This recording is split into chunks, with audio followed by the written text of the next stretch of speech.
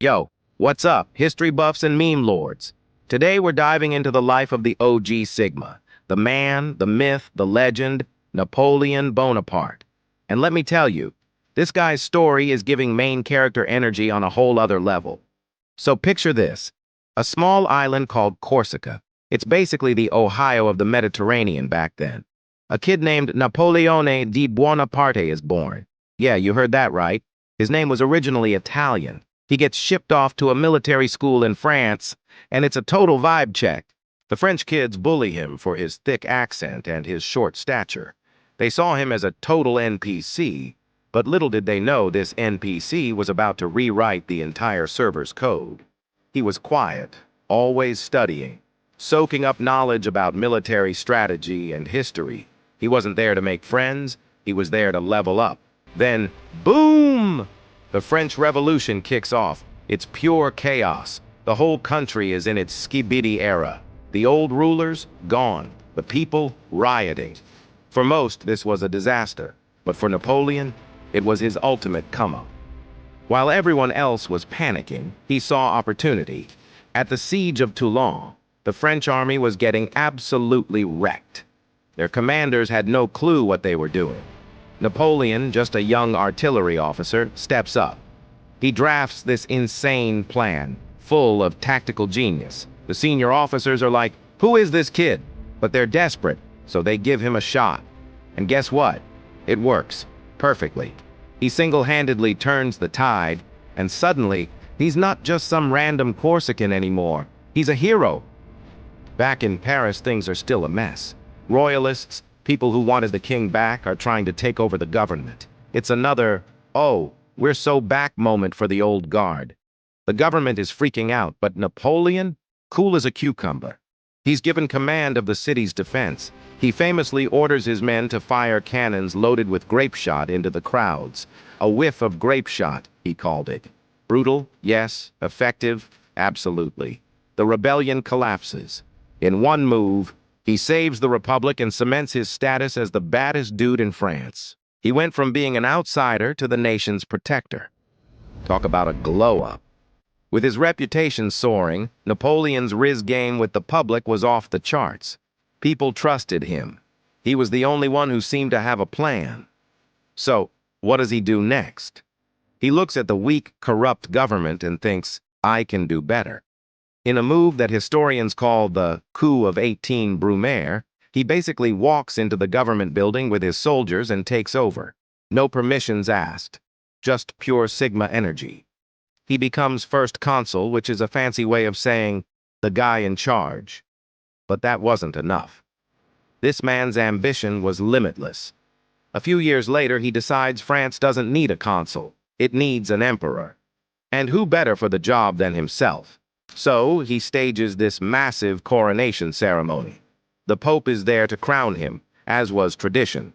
But in a legendary power move, Napoleon takes the crown from the Pope's hands and places it on his own head. The message was clear.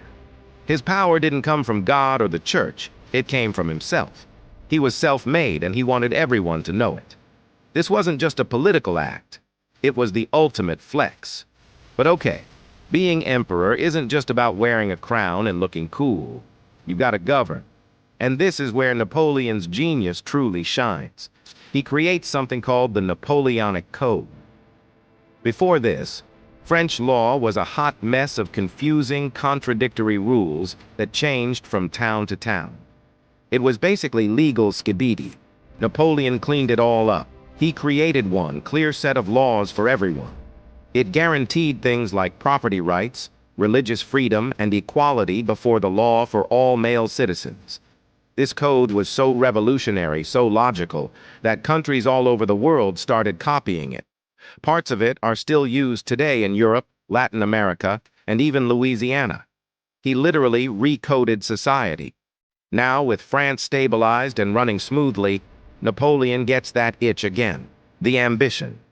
He looks at the map of Europe and sees a bunch of old, glitchy kingdoms run by NPCs. He thinks, you know what this continent needs? A little bit of French efficiency, a little bit of me. And so begin the Napoleonic Wars. His army, the Grande Armée, was the most elite fighting force on the planet. They marched across Europe with unmatched speed and precision. Napoleon's strategies were legendary. He would outsmart and outmaneuver armies twice his size. He was playing 5D chess while everyone else was playing checkers. He crushed the Austrians at Austerlitz, dismantled the Prussians at Jena, and redrew the map of Europe. He put his brothers and sisters on the thrones of various kingdoms like he was handing out party favors. For a while, it seemed like nothing could stop him.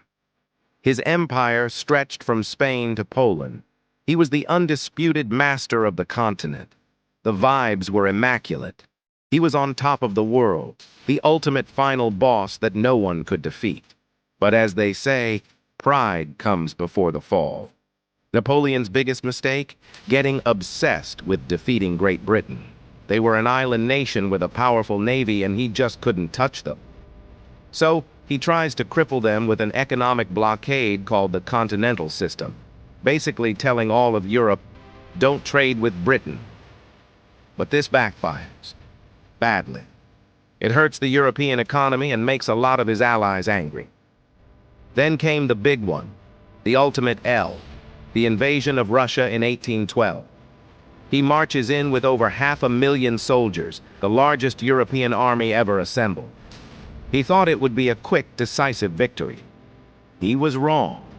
The Russians just kept retreating, burning everything behind them, leaving no food or supplies for the French army. It was a total trap. Napoleon captures a deserted and burning Moscow, but it's a hollow victory. Winter sets in, and it's one of the coldest on record.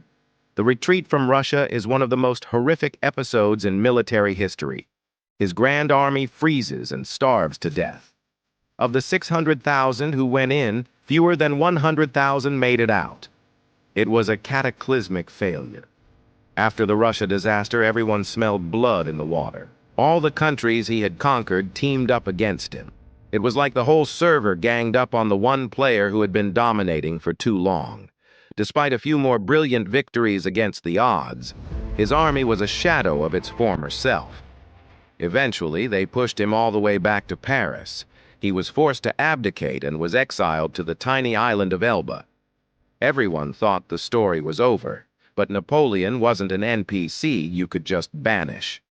After less than a year, he escapes Elba, lands in France, and the soldiers sent to arrest him end up joining him instead. His riz was just that powerful. He marches to Paris and takes power again without firing a single shot.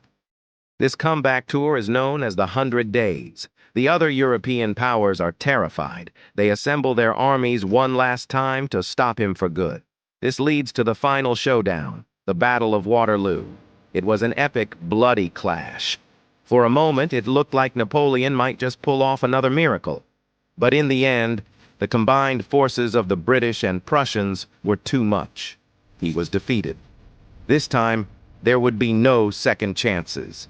He was exiled to St. Helena, a remote, God-forsaken rock in the middle of the Atlantic Ocean.